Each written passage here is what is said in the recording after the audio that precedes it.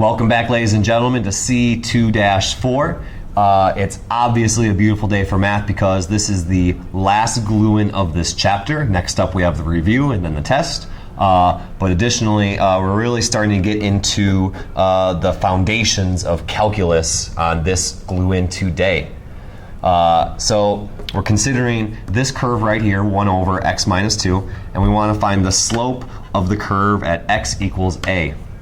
So we want to find the slope at 1 point, but really we only know how to find the slope between 2 points thus far. So kind of here's our visual. I'm just going to draw a general curve. It's not necessarily the curve that we're talking about here, 1 over x minus 2. It's just a curve. So we're trying to find the slope at x equals a, but we only know how to find the slope between 2 points. So here's the setup. We're actually going to find another point just a little bit further, just a little bit past A. So how we do that is we're going to say there's a point after A, and we're going to add just a little bit to A and find this new point. So here's point A, and add an H to that, add a little bit of a value to A, and that's a little bit past A. So here's A, and then we add H to it. That's after A now, if we add some value H after A. So A plus H, that's after A. So now we're going to find the slope between those 2 points, but here's the best part. We're going to shrink that A value, we're going to shrink that H value down to 0. So we're going to take the limit as H goes to 0. So we've been talking about limits all this chapter long. So here's where it really starts getting to the calculus. We're going to put these 2 points together. We're going to find the slope between those 2 points, but then we're going to shrink this distance h. We're going to shrink this h down to 0. So really, we're finding the slope at 1 point. And that's pretty freaking beautiful. That's calculus, my friends. So again, we find the slope by doing, so this is going to be a little of a jungle right here. So m equals, the slope equals, and then the slope calculation right here, f of a plus h minus f of a. So again, we're finding the change in the y values, and then a plus h minus a. So again, this is our standard slope calculation right here. We have these 2 points. We're going to find the slope between those, but then we're going to take the limit of that as h goes to 0. And that, in effect, puts those points right on top of each other, so we're finding the slope at 1 point. So, might as well get into this. As I promised, this is some grinding algebra here. So the limit as h goes to 0. So now we're plugging a plus h into f. So we would have 1 over a plus h minus 2. So we plug that in for x, and then minus 1 over, plug in a for x, minus 2. All over, and then we'll notice the a's cancel here. So we're left with just a single h. So we're taking the limit as h goes to 0, but would you look at this? If we're taking the limit, that really means just plug in the value 0. We plug in the value 0 here, and that would be divide by 0. That's no good. So crap. So we want to somehow get rid of that h. Well, calculus rule number 5362 is do something. So we have these 2 fractions here. We could do something by combining these fractions.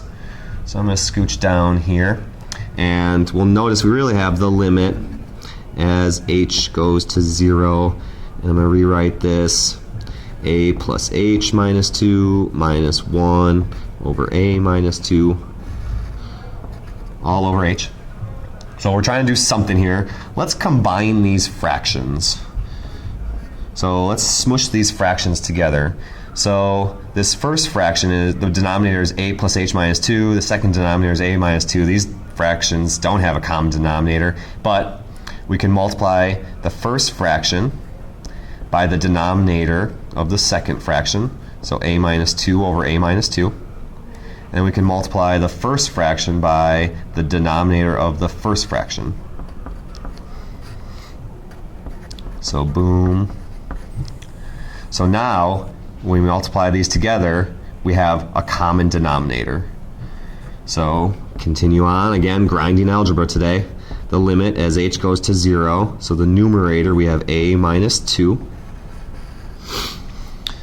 and then minus, and then a plus h minus 2, and then our common denominator is a plus h minus 2, a minus 2, but then this is all still divided by h. And again, this is still no bueno because if we took the limit, we plug in 0 here and we're dividing by 0. No good. So we're still doing something here. So let's simplify the limit as h goes to 0. Let's see, a minus 2. Let's just simplify, distribute through that negative, minus h plus 2. Dun, dun, dun, dun, dun. Still have the common denominator here. I'm not going to distribute that, and you'll see why in a moment. Boom, a minus 2 all over h, double fraction bar. And let's see, something, oh, look at this. This is what happens every time in calculus. A whole bunch of crap cancels, and we're left with just the h here. This happens every single time. So the a's cancel, the 2's cancel, and we're left with negative h. So that happens every time. It's the beautiful step in calculus that happens every time. So limit as h goes to 0. So we're left with negative h over a plus h minus 2, a minus 2. And then if we're dividing by h, if we're dividing all of that by h, that really means we're multiplying by 1 over h. And that's the beautiful step right here. The h's cancel. The h's cancel happens every time. So really, we have the limit as h goes to 0 of negative 1 all over a plus h minus 2 times a minus 2. So we can now evaluate this limit without getting a contradiction. So we can plug in 0. So negative 1 over a plus 0 minus 2, and then a minus 2. And when we do that, we're left with negative 1 all over a minus 2 squared. That is the slope of the curve at x equals a. So don't underestimate the value of this, folks. This is a machine. This is a slope machine. It's going to spit out the slope of the original curve, y equals 1 over x minus 2, at any x value you want, any a value you want. We plug in a x value in for a, and it's going to tell us the slope of 1 over x minus 2. Pretty powerful. So this is a slope machine that spits out the slope wherever, whenever you want it. So that's the answer to, back up here. So the m, the slope, is negative 1 over a minus 2 squared. Again, that's a slope machine. Spits out the slope whenever, wherever you want it. Oh, look at this. Next problem says find the slope of the curve at x equals 4. So let's plug in the x value to get the slope at that point. So x equals 4, that means a equals 4. So plug in 4 for a, 4 minus 2 squared. So that means the slope is negative 1, 4 minus 2, 2 squared, 4. So the slope at x equals 4 is negative 1/4. Now, the next one, find the equation of the tangent line at x equals 4. So we're talking about a tangent line to a curve. So there's our curve. So the equation of a tangent line is a line that crosses the curve at exactly 1 point. Crosses the line at exactly 1 point. So in order to figure that out, we need to know the slope, which we just figured out. We need to know the x value, and then we need to know the y value of that line, because we're going to be using the point slope form. Y minus y1 equals m times x minus x1. This is from way back in C1-1. So we know the slope is 1/4. We know the x coordinate is 4, but we need to find the y coordinate. So our original curve is y equals 1 over x minus 2. So I plug in 4. So 1 over 4 minus 2. That means the y coordinate is 1/2. So now we have all of our component parts to find our tangent line. So I do y minus the y coordinate, which is 1/2. The slope is negative 1/4. And then we do x minus the x coordinate, which is 4. And there is our tangent line.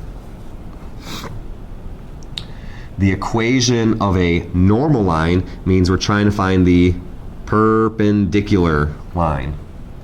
So it's the perpendicular line. So the original slope was negative 1/4.